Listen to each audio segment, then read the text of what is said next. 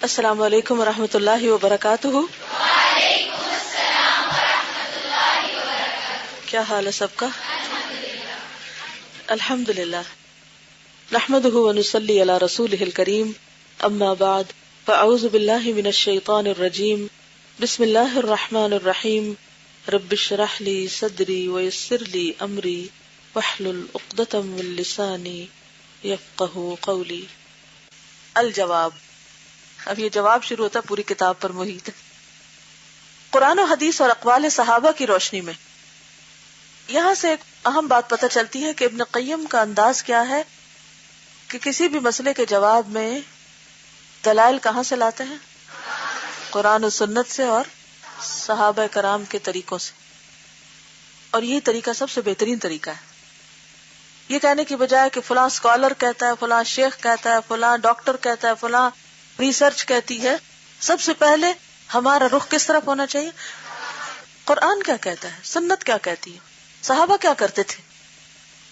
جب بھی کوئی مسئلہ درپیش ہو، یہ اپنی عادت بنا لیجئے، کہیں پر بھی زندگی میں کوئی بھی پریشانی آئے، کوئی بھی مسئلہ آئے، تو ہمیشہ پوچھے کہ اچھا اس سچویشن میں نبی صلی اللہ علیہ وسلم نے کیا کیا تھا۔ مثلا کو فوت ہو گیا، کسی کے والدین فوت ہو جائیں، کسی کی اولاد فوت ہو جائے، کسی کے رشتہ داروں میں سے کوئی چلا جائے، کسی کو مال کی کوئی تکلیف آ جائے، کسی کو لوگ ستائیں، تو ہر دفعہ آپ یہی پوچھتے جائیں اپنے آپ سے، قرآن کیا کہتا ہے، نبی صلی اللہ علیہ وسلم نے کیا کیا، آپ نے کیا فرمایا، صحابہ کیا کرتے تھے۔ خوبصورت جواب ملے گا آپ کو، کیونکہ ہدایت کا راستہ کون سا ہے؟ صراط الذین انعمت علیہم۔ حضرت شیخ ابن قیم رحمہ اللہ مذکورہ بالا سوال کے جواب میں فرماتے ہیں، الحمدللہ اما بعد۔ حضرت ابو ہریرہ سے روایت ہے کہ رسول اللہ صلی اللہ علیہ وسلم نے ارشاد فرمایا، ما انزل اللہ داء الا انزل له شفاء، بخاری کتاب الطب۔ اللہ تعالیٰ نے کوئی ایسا مرض پیدا نہیں کیا جس کے لیے شفا نہ رکھی گئی ہو۔ کتنی زبردست بات ہے یہ، ساری مایوسی اس ایک حدیث سے ختم ہو جاتی ہے۔ کوئی بیماری ایسی ہے ہی نہیں، اس کا مطلب ہے کہ کینسر کا بھی جی ہاں علاج ہے، لیکن عام طور پر جب کسی کو ایسا کچھ ہو تو لوگ کہتے ہیں لا علاج مت، اب تو اس نے مرنا ہی مرنا ہے، اور وہ مرنے سے پہلے مرنے لگتا ہے۔ حضرت جابر سے مروی ہے کہ رسول اللہ صلی اللہ علیہ وسلم نے فرمایا، لکل داء دواء فاذا اصیب دواء الداء برئ باذن اللہ، صحیح مسلم، باب لکل داء دواء۔ اگر آپ زیر زبر لگاتے جائیں تو آپ کو آئندہ کسی اور کو پڑھ کے سنانے میں آسانی ہوگی۔ ترجمہ ہے، ہر مرض کی دوا ہے۔ کسی مرض کی جب صحیح طریقے پر دوا کی جاتی ہے تو اللہ تعالیٰ کے حکم سے مریض اچھا ہو جاتا ہے۔ یعنی دوا تو ہے لیکن آپ تلاش کریں تو بات ہے، اور پھر طریقہ بھی صحیح ہو۔ بعض اوقات دوا بھی ہوتی ہے، یہ بیماری ہے، یہ دوا ہے، لیکن کس وقت کتنی دوا لینی ہے، جب تک یہ ٹھیک نہ ہو، یہاں درستگی نہ ہو تو علاج صحیح نہیں ہوتا۔ یہی ڈاکٹر کی ضرورت پھر پیش آتی ہے نا، ورنہ تو لوگ کسی میڈیکل سٹور پہ کھڑے ہو جائے اور پوچھتے رہے کس مرض کی دوا ہے، یہ کس کی کس، اور ہر ایک ڈاکٹر بن جائے، ہر ایک حکیم بن جائے، اور وہ لوگوں کو دینا شروع کر دے۔ لیکن یہ کون ڈٹرمن کرتا ہے کہ کس مرض میں کتنی دوا دی جائے گی؟ یہ ڈاکٹر بتاتا ہے۔ ڈاکٹر علم حاصل کرتا، محنت کرتا تو اللہ تعالیٰ اس کو حکمت دے دیتا ہے، اس کو سمجھ دے دیتا ہے۔ تو اس لیے جب کسی ڈاکٹر کے پاس جائیں تو جس وقت وہ آپ کو دیکھ رہا ہو تو آپ ساتھ ساتھ ایک دعا مانگا کریں کہ یا اللہ اس مرض کا جو صحیح علاج ہے وہ اس کے دل میں ڈال۔ ایسا نہ ہو کہ وہ الٹا کام کرے کہ میں پہلے سے بھی جاؤں، پہلے سے بھی حال خراب ہو جائے۔ کئی دفعہ ایسا بھی ہوتا ہے نا، بہت سے لوگ ڈاکٹروں کے ہاتھوں دنیا سے رخصت ہوئے، کیا کہتے ہیں، تشخیص غلط ہو گئی تھی، دوا غلط ہو گئی تھی، انجیکشن لگ گیا تھا، وہ زیادہ ہو گئی تھی، وہ کم ہو گئی تھی۔ ہوتا تو باذن اللہ ہی ہے جو کچھ بھی ہوتا ہے، لیکن ڈاکٹر بھی اگر صحیح نتیجے پہ پہنچتا ہے تو صرف اللہ کے اذن سے۔ اسی لیے دوا کے ساتھ دعا کی ہر حال میں ضرورت ہوتی ہے۔ ہمارے ہاں افراط اور تفریط ہے، کیا مطلب؟ یا ہم کیا کرتے ہیں، خالی دعا کرتے ہیں، اور کبھی ہم خالی دوا کرتے ہیں، جبکہ دونوں کا کمبینیشن ضروری ہے شفا کے لیے۔ اور اس پر ریسرچ بھی ہوئی تھی کہ وہ مریض جن کے لیے لوگ دعائیں کرتے ہیں وہ جلدی صحت یاب ہوتے ہیں۔ ریڈر ڈائجسٹ میں یہ مضمون چھپا تھا۔ حضرت اسامہ بن شریک سے مروی ہے کہ رسول اللہ صلی اللہ علیہ وسلم نے فرمایا ان اللہ لم ينزل داء الا انزل له شفاء علمه من علمه وجهله من جهله، مسند احمد۔ اللہ تعالیٰ نے ہر بیماری کے لیے دوا اور شفا اتاری ہے۔ اتاری ہے یعنی زمین پر اتاری ہے، یہ دلوں میں اتاری ہے۔ جاننے والا اسے جانتا ہے اور جو نہیں جانتا وہ نہیں جانتا، جو عالم ہے عالم ہے، جو جاہل ہے جاہل۔ ایک اور حدیث میں یہ الفاظ مروی ہیں ان اللہ لم يدع داء الا وضع له شفاء او دواء الا داء واحدا، ترمذی باب الطب۔ اللہ تعالیٰ نے سوائے ایک مرض کے تمام بیماریوں کی شفا یا دوا پیدا کی ہے۔ صحابہ نے عرض کیا وہ ایک مرض کون سا ہے؟ آپ نے فرمایا الحرم، بڑھاپا۔ امام ترمذی نے اس حدیث کی توثیق میں ھذا حدیث صحیح یعنی یہ حدیث صحیح ہے کے الفاظ استعمال کیے ہیں۔ یہ حدیث امراض قلب و روح، امراض اجسام و ابدان اور اس کے علاج و دوا پر مشتمل ہے۔ یعنی اس حدیث میں دا کا جو لفظ ہے، بیماری کا جو لفظ ہے، یہ صرف جسمانی بیماریوں کے لیے نہیں ہے بلکہ قلبی روحانی بیماریوں کے لیے بھی ہے۔ کیا سمجھ میں آیا؟ جب یہ کہا گیا کہ ہر بیماری کی دوا ہے تو اس کا کیا مطلب ہے کہ صرف نزلہ زکام کی نہیں بلکہ روحانی بیماریوں کی بھی، دل کی بیماریوں کی بھی۔ منافقت کیا ہے؟ فی قلوبہم مرض، ٹھیک ہے۔ رسول اللہ صلی اللہ علیہ وسلم کا ارشاد ہے کہ جہالت بیماری ہے۔ کتنے لوگ یہ بات سمجھتے ہیں؟ جہالت بیماری ہے اور علماء سے دریافت کرنا اس کی دوا اور علاج ہے۔ یعنی جو بات نہ پتا ہو جاننے والوں سے پوچھ لو۔ جیسا کہ امام ابو داؤد اپنی سنن میں حضرت جابر بن عبداللہ سے روایت کرتے ہیں کہ ہم ایک مرتبہ سفر میں تھے، ایک شخص کو پتھر سے چوٹ لگ گئی اور اس کا سر زخمی ہو گیا۔ اس کے بعد ایک بار اسے احتلام ہو گیا تو اس نے اپنے ساتھیوں سے دریافت کیا کہ اس حالت میں مجھے تیمم کرنے کی اجازت ہے؟ یعنی نہانے کی ضرورت پیش آ گئی، ناپاک ہو گیا، جنبی ہو گیا۔ ساتھیوں نے کہا تمہیں پانی پر قدرت ہے، اس لیے ہمارے نزدیک تمہیں تیمم کی رخصت اور اجازت نہیں۔ کیا کہا انہوں نے؟ نہیں، تم تیمم نہیں کر سکتے کیونکہ پانی جو موجود ہے۔ چنانچہ اس شخص نے غسل کر لیا جس سے وہ مر گیا۔ رسول اللہ صلی اللہ علیہ وسلم کو اس واقعے کی اطلاع ملی تو آپ نے فرمایا قتلوہ قتلہم اللہ، اللہ سألوا اذا لم يعلموا فإنما شفاء العی السؤال، انما كان يكفيه ان يتيمم ويعصر او يعصب على جرحه خرقة ثم يمسح عليها ويغسل سائر جسده، ابو داؤد کتاب الطہارہ۔ ان لوگوں نے اسے مار ڈالا جنہوں نے یہ غلط فتویٰ دیا، اللہ انہیں موت دے۔ کتنے سخت الفاظ استعمال کیا آپ نے۔ وہ جب خود مسئلہ نہیں جانتے تھے تو کسی دوسرے سے کیوں نہیں پوچھ لیا؟ یعنی خود کیوں مفتی بن بیٹھے؟ پریشان حال کی شفا یہ ہے کہ دوسرے سے پوچھ لے۔ پریشان حال کی شفا کیا ہے؟ کہ دوسرے سے پوچھ لے۔ اس کے لیے صرف یہی کافی تھا کہ وہ تیمم کر لیتا اور غسل نہ کرتا، یا پھر اپنے زخم پر پٹی باندھ لیتا اور اس پر مسح کر لیتا اور بقیہ جسم کو دھو لیتا۔ رسول اللہ صلی اللہ علیہ وسلم نے اس حدیث کے اندر یہ واضح کر دیا کہ جہالت ایک بیماری ہے اور پوچھ لینا اس کا علاج۔ اللہ سبحانہ وتعالیٰ نے خود فرمایا ہے کہ قرآن شفا ہے۔ ارشاد باری تعالیٰ ہے وَلَوْ جَعَلْنَاهُ قُرْآنًا أَعْجَمِيًّا لَقَالُوا لَوْلَا فُصِّلَتْ آيَاتُهُ أَعْجَمِيٌّ وَعَرَبِيٌّ قُلْ هُوَ لِلَّذِينَ آمَنُوا هُدًى وَشِفَاءٌ حامیم السجدہ۔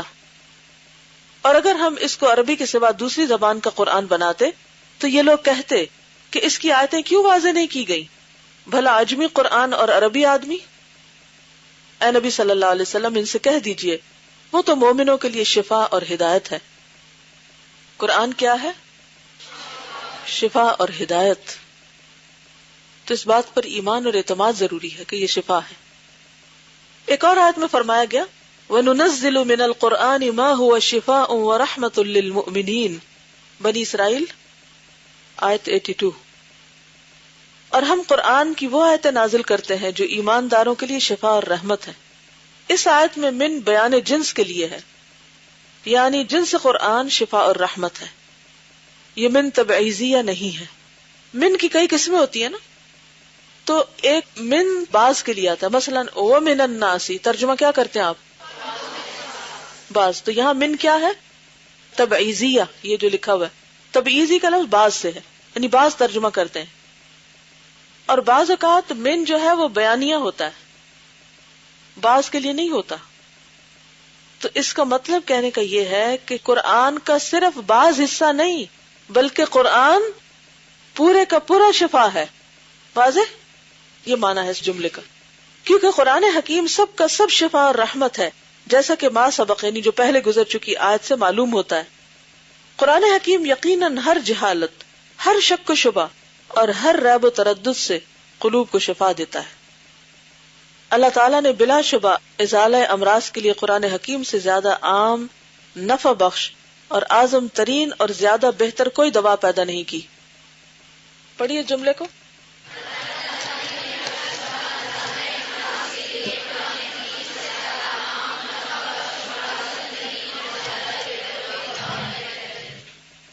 کیا ہمارا یقین ہے اس بات پر؟ کیا کسی کا کوئی تجربہ ہے کہ قرآن پڑھنے کے بعد اس کی کوئی بیماری دور ہوئی ہو؟ الحمدللہ. یہ کہتی ہیں کہ مجھے میگرین ہوتا تھا، میں نے کوئی خاص وظیفہ تو نہیں پڑھا، لیکن جب سے قرآن پاک پڑھنا شروع کیا ہے تو اس کا وقفہ بہت بڑھ گیا ہے، یعنی دیر بعد یہ تکلیف ہوتی ہے. جی آپ کیا کہتی ہیں؟ میری ایک نند ہے، وہ کافی ینگ تھی اور ان کو اچانک بریسٹ کینسر ڈیٹیکٹ ہوا. تو میں نے اچانک دیکھا کہ وہ استاذہ کی درس میں بھی زیادہ آنا شروع ہو گئی اور کلاس میں بھی آنے لگی، اور مجھے نہیں تھا پتا اس وقت ان کو کینسر ہو چکا ہے. تو انہوں نے مجھے بعد میں بتایا کہ مجھے فیل ہونے لگا تھا تو میں اس لیے قرآن کلاس میں جانے لگی تھی کہ اللہ کرے ایسے ہی ٹھیک ہو جائے. خیر الحمدللہ یہ ضرور ہوا کہ ٹائملی ڈیٹیکٹ ہوا، ان کی یہاں سرجری ہوئی اور پھر ان کو جب باہر بھیجا تو چونکہ وہ بہت فائن کینسر ان کے آرم پٹ میں چلا گیا تھا، تو وہاں دوبارہ ان کی وہ سرجری ہوئی اور اس کے بعد کیمو تھراپی شروع ہوئی. 6 مہینے ان کو رہنا پڑا. تو آپ کو پتہ ہی ہوگا کہ کیمو تھراپی اتنی سخت ہوتی ہے کہ اندر تک جلا دیتی ہے انسان کو، بلڈ سیلز بھی ختم ہو جاتے ہیں. اور وہاں وہ کہتی ہے کہ میں کھا بھی نہیں سکتی تھی، میں صرف کھجوریں کھاتی تھی اور میں قرآن سنتی تھی، استاذہ کی کیسٹ سارا ٹائم سنتی رہتی تھی وہاں.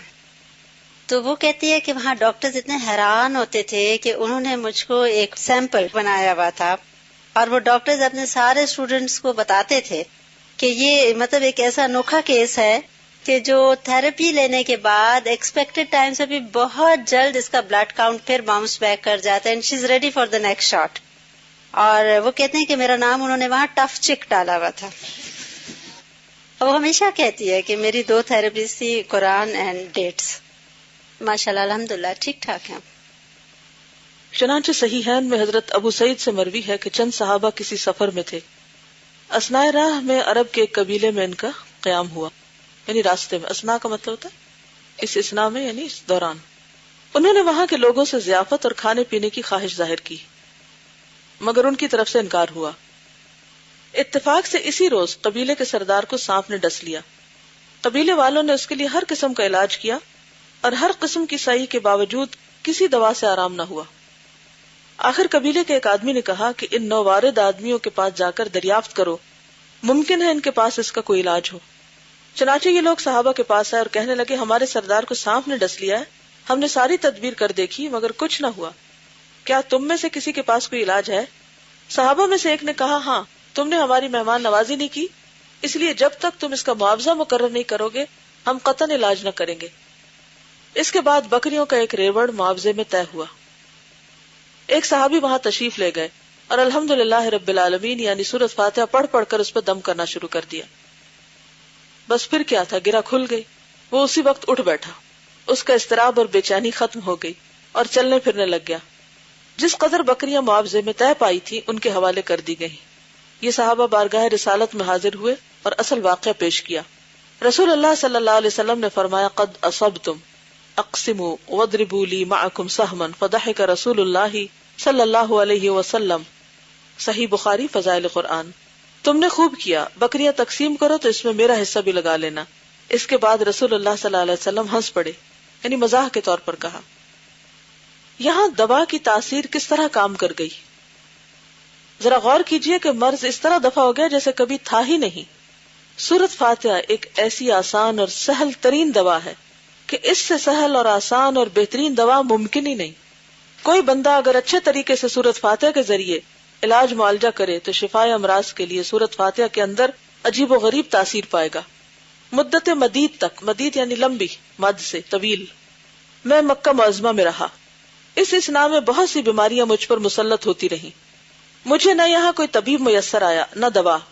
میں صرف سورۃ فاتحہ سے اپنا علاج کرتا رہا اور اس کے اندر میں نے عجیب و غریب تاثیر پائی.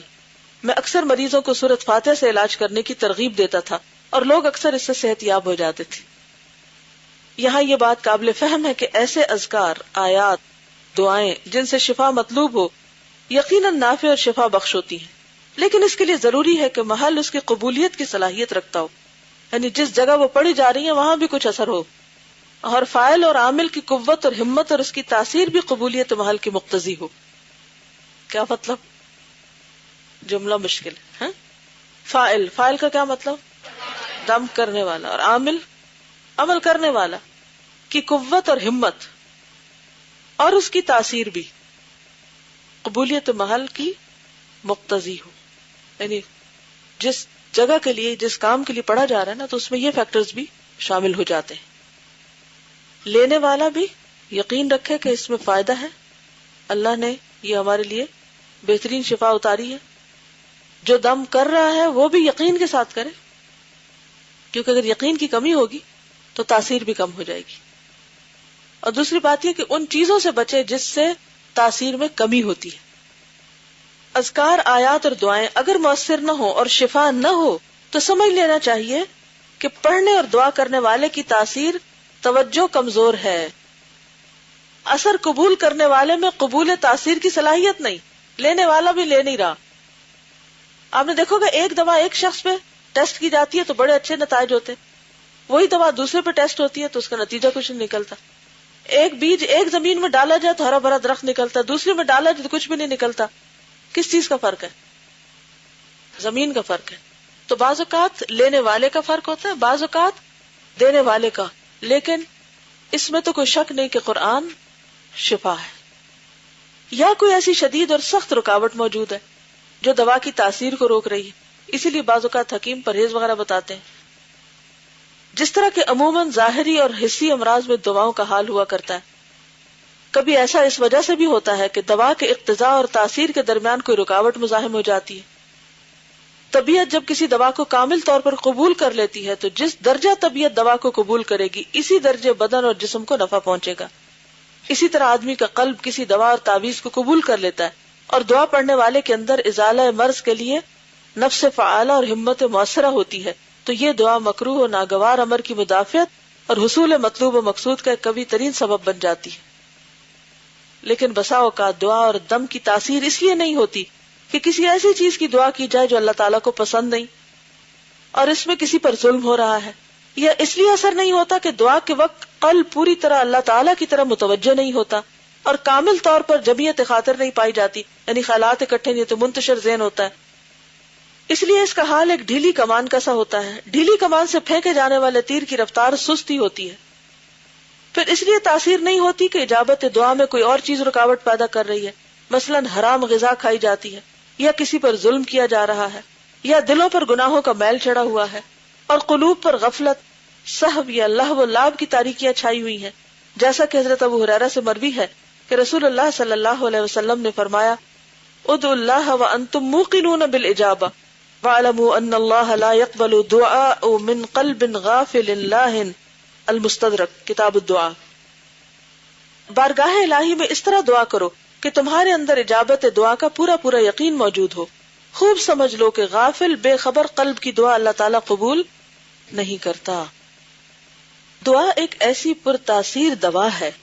ہم تو دعا اور دوا الگ الگ کرتے رہتے ہیں نا، دعا بھی کریں دوا بھی کریں، یہ لگتا ہے جیسے دو الگ چیزیں. انہوں نے کیا کیا کہ کہتے ہیں دعا پرتاثیر دوا ہے، دعا ہی دوا ہے. یعنی اور دوائیں بھی ہوں گی مگر دعا بھی دوا ہے جو یقیناً نفع دیتی اور مرض کو دفع کرتی ہے.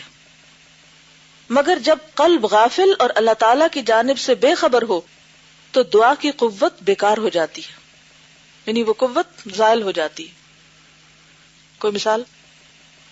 مثلا ایک انجیکشن اگر آپ کے جسم میں جائے تو اس کا فائدہ یقیناً ہوگا اگر وہ صحیح ہے، موافق ہے، اور اگر آپ زمین پہ گرا دیں تو کیا ہوگا؟ ضائع ہو گیا. کوئی بھی چیز اگر اپنے صحیح مقام پر نہیں، صحیح طریقے پر نہیں تو ضائع ہو گئی.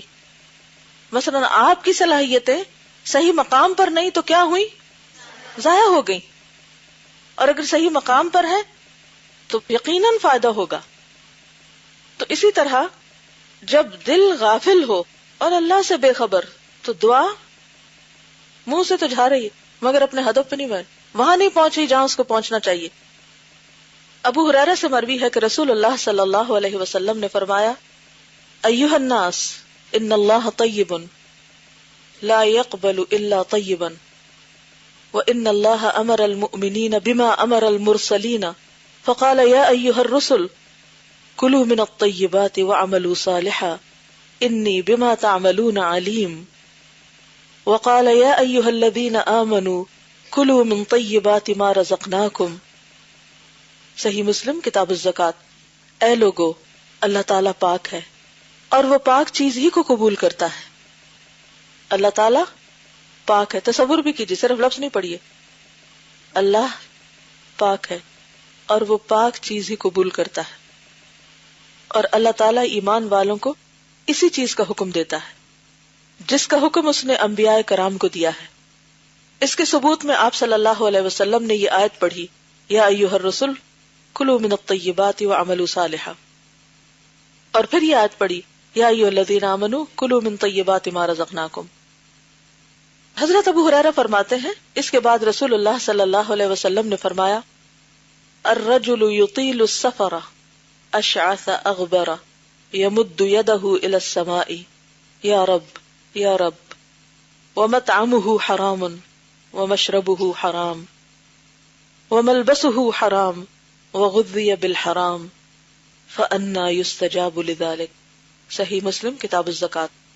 ایک آدمی طویل سفر کرتا ہے اور اس حال میں ہے کہ خستہ حال اور گرد و غبار سے اٹا ہوا آسمان کی طرف ہاتھ اٹھا کر اللہ سے مانگتا ہے اے پروردگار اے پروردگار، اور حال یہ ہے کہ اس کی غذا حرام ہے، پینا حرام ہے، اس کے کپڑے حرام ہیں، حرام غذا کھائی ہے. اس کی دعا کس طرح قبول ہوگی؟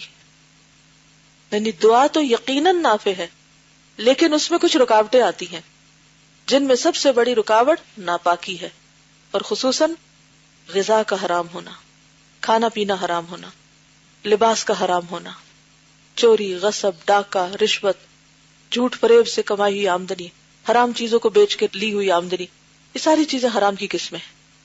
اور جب انسان ان کو استعمال کرتا ہے تو پھر انسان کا دل بھی سخت ہوتا ہے، انسانوں کی ہمدردی بھی جاتی ہے، عبادت میں دل نہیں لگتا اور دعائیں بھی قبول نہیں ہوتی.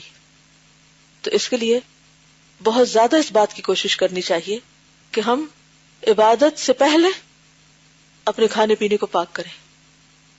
ہو سکتا ہے آپ کہیں کہ اب ہم تو نہیں کماتے، ہمارے شوہر کماتے ہیں یا ماں باپ کماتے ہیں اور وہ لاتے ہیں، ہمیں کیا پتا وہ کیا کرتے. چلیے ٹھیک ہے، جتنا آپ ان کو بتا سکتے ہیں آپ کر سکتے کریے، لیکن آپ کے پارٹ پر آپ خود اپنی غذا میں سلیکشن کس چیز کی کرتے ہیں؟ بہت سے لوگ جب کچھ کھاتے ہیں تو کیا واقعی طیب کھاتے ہیں؟ کیا کھاتے ہیں؟ جنک میں بہت ساری چیزیں ایسی ہیں جو طیب نہیں ہیں، اور اس میں اگر آپ تھوڑا سا اس کے پیچھے چلے جائیں کہ وہ چیزیں تیار کیسے ہوتی ہیں، حتیٰ کہ مرغیوں کو پالتے کیسے ہیں، پھر اس کے بعد ان کو ذبح کیسے کرتے ہیں، پھر اس کے بعد اس میٹ کی پروسیسنگ کیسے ہوتی ہے، پھر وہ کہاں کہاں سے ہوتا ہوا ان مرحلوں سے گزر کر کیا کچھ اس میں شامل کر کے آپ کے برگرز میں آتا ہے، اور آپ ہیں کہ اپنی خون پسینے کی کمائی بالکل حلال جا کے صرف زبان کے ٹیسٹ کے لیے، اگر اپنے شہر میں نہ بھی ہو تو دوسرے شہر کا ٹریول کر کے جا کے کھائیں گے، اور نہیں پتا کہ وہ حلال بھی ہے یا نہیں. کتنے لوگ ہیں کہ جیسے کھانوں پہ فخر کرتے ہیں اور نہیں سوچتے کہ یہ کس چیز سے بنا ہے، کہاں سے آیا ہے، کیونکہ یہ اس بات کا شعور ہی ختم ہو گیا ہے کہ حرام چیزیں اور غیر طیب اور غیر طیب میں ایک چیز بظاہر صاف ستھری بھی نظر آ رہی ہے، ٹیسٹ بھی بہت اچھا ہے، لیکن وہ حقیقت میں طیب نہیں ہے. اور اس دور کے فتنوں میں سے ایک بہت بڑا فتنہ ہے. پچھلے دنوں کسی کے ہاں جانا ہوا تو انہوں نے کچھ کلپس دکھائے ایک ڈاکیومنٹری کے، کہ جس میں انہوں نے بتایا کہ جو بہت ساری فوڈ چینز ہیں یعنی ملٹی نیشنلز ہیں ان میں میٹ کہاں سے آتا ہے.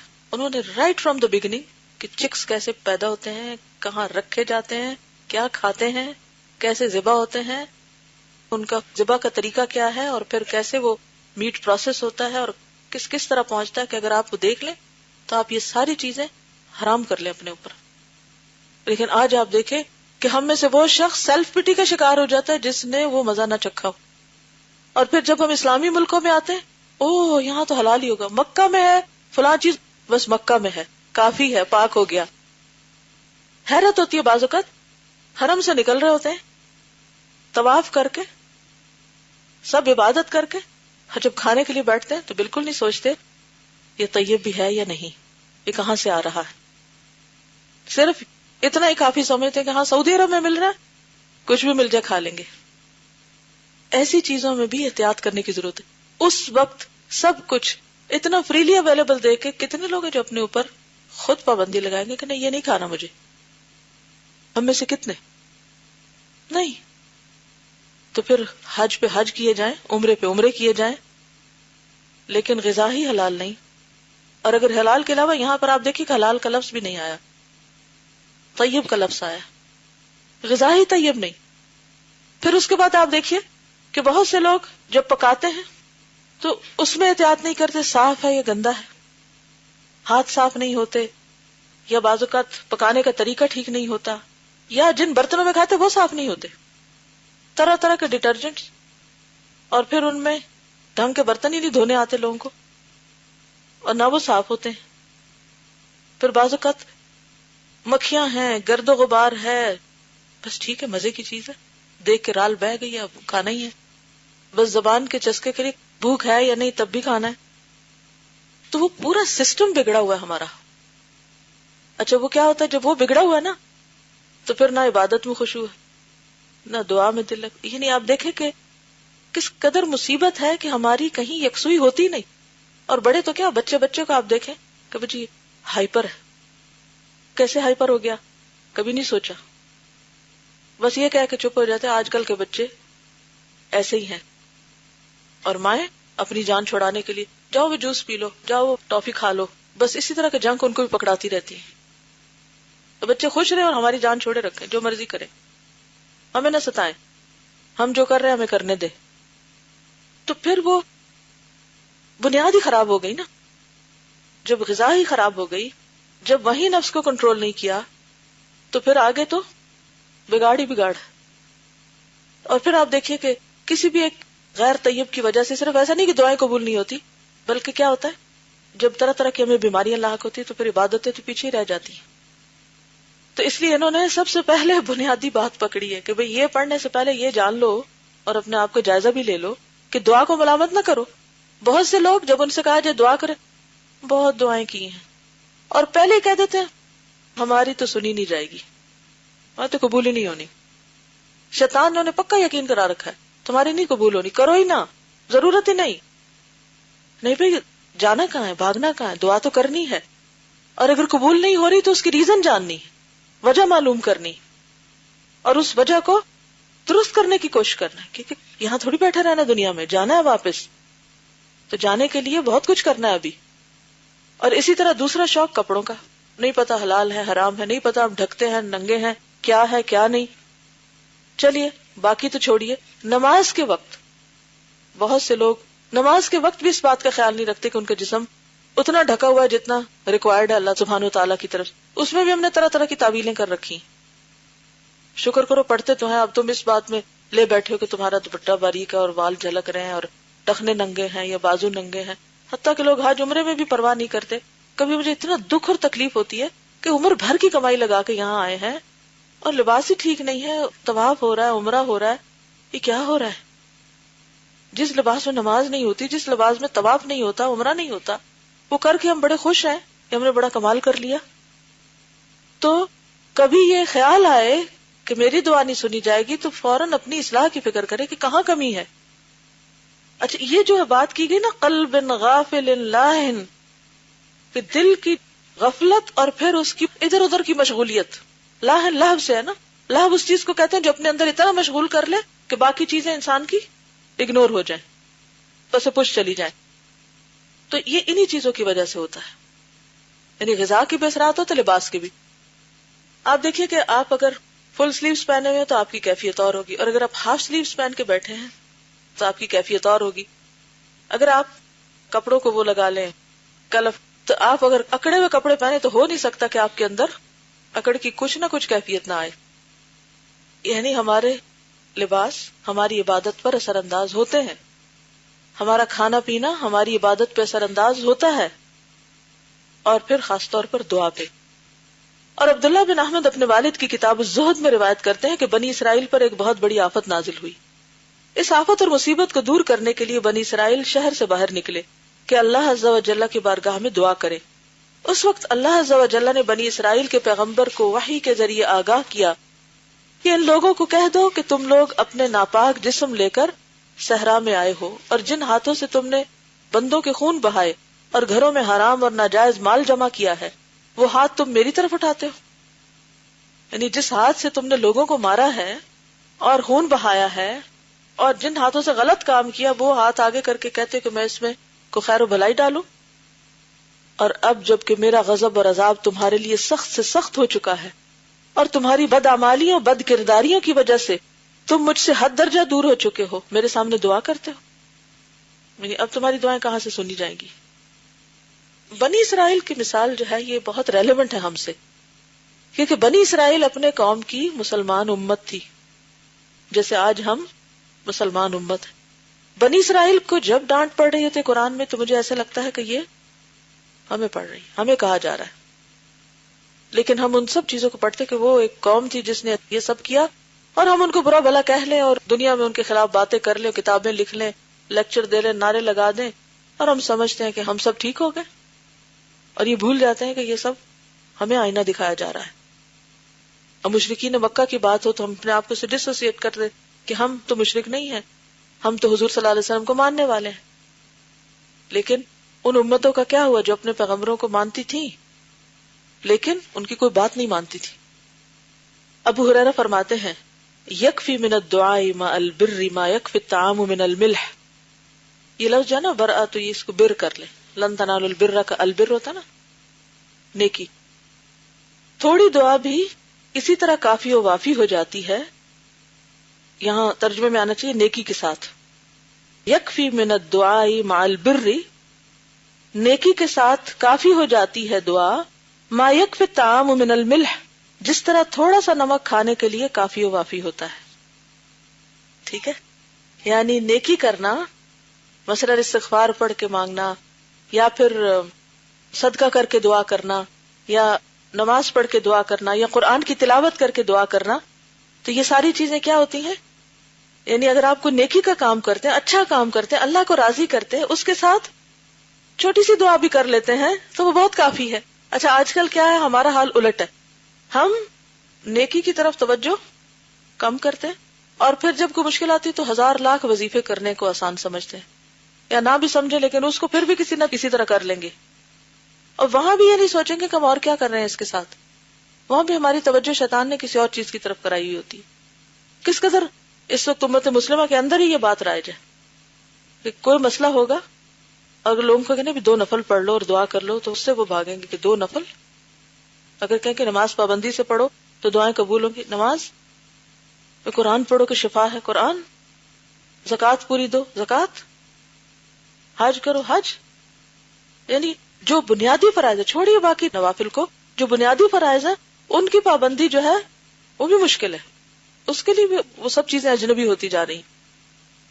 لیکن اگر کبھی کوئی مشکل آئے تو کوئی یہ بتائے کہ یہ اتنے 1000، یہ اتنے لاکھ، یہ اتنی دفعہ سویر اتنا شام پڑھو، تو وہ بھی پڑھ لیں گے، یا پھر کسی کو ہائر کر کے پڑھوا لیں گے. کیونکہ مدرسے جو کھلے ہوئے ہیں ان کے بچے عام طور پر ان سے کیا کام لیا جاتا ہے، وہ بےچارے مسکین، ان کو ادھر لے جاؤ، اس کا فوت ہو گیا، ان کے گھر میں چلو، ادھر چلو. اس وقت بھی خود اور کاموں میں لگے ہوئے ہوتے ہیں، اور ہائرڈ پیپل کو بلا کے دعا بھی ان سے کروا لیتے ہیں. یا پھر ایک ہی تکیہ کلام ہوتا ہے ہر ایک سے، ہمارے لیے دعا کرے. وہ ٹھیک، اچھی بات ہے، صحابہ کرام کا یہ تکیہ کلام نہیں ہوتا تھا. ہم اس میں بہت مبالغہ کر رہے ہیں، اس میں بھی سوچنا چاہیے. بعض اوقات تو اتنی حیرت ہوتی ہے کہ ایک مجلس میں لمبی چوڑی دعا کر کے اٹھتے ہیں اور اس کے فوراً بعد لوگ آ کے کہتے ہیں ہمارے لیے دعا کریں. تو میں سوچتی ہوں کہ ابھی کیا ہو رہا تھا, ابھی کیا کیا گیا ہے, اس وقت کہاں تھے؟ یعنی کہ ہم سوچتے نہیں نا کہ ہم کیا کہہ رہے ہیں. یعنی اس کا یہ مطلب نہیں کہ کسی سے کہہ نہیں سکتے دعا کے لیے, لیکن ہر چیز کا ایک وقت ہوتا ہے نا, موقع محل ہوتا ہے. تو جب نیک کام کرو گے تو تھوڑی سی دعا بھی بہت کافی ہو جائے گی. اسی لیے آپ دیکھیں کہ نبی صلی اللہ علیہ وسلم کی دعائیں کوئی 2-4 صفحوں پہ مشتمل نہیں ہوتی. ایک ایک دعا کتنی ہے, کوئی 1 لائن کی ہے, کوئی آدھی لائن کی ہے, کوئی 2 لائنوں کی, ہارڈلی کوئی ایک آدھ لمبی دعا ہوگی. باقی کتنی وہ چھوٹی ہیں. لیکن ساری توجہ کس پہ ہے؟ توجہ کس پہ ہے؟ زندگی کا مقصد پورا کرنے پہ, جو اپنے فرائض ہیں ان کو ادا کرنے پر. اور اب آپ دیکھیں کہ بعض اوقات یہ لگتا ہے کہ دعا کرنا بھی ایک رسم بن گیا نا, اور پھر اس پہ بھی فخر ہوتا ہے, فلاں کی دعا بڑی خوبصورت تھی, فلاں کی اتنی اچھی تھی. ٹھیک ہے, آج کے لیے اتنا ہی کافی ہے. آج کا ہوم ورک کیا ہے؟ دعا مانگے اور اپنی اپنی کسی بیماری کے اوپر خود سورۃ فاتحہ کا دم کریں, اپنے اوپر بھی اور دوسروں پر بھی. اوکے, جزاکم اللہ خیرن. سبحانک اللہم و بحمدک, نشہد ان لا الہ الا انت, نستغفرک و نتوب الیک. السلام علیکم و رحمۃ اللہ وبرکاتہ.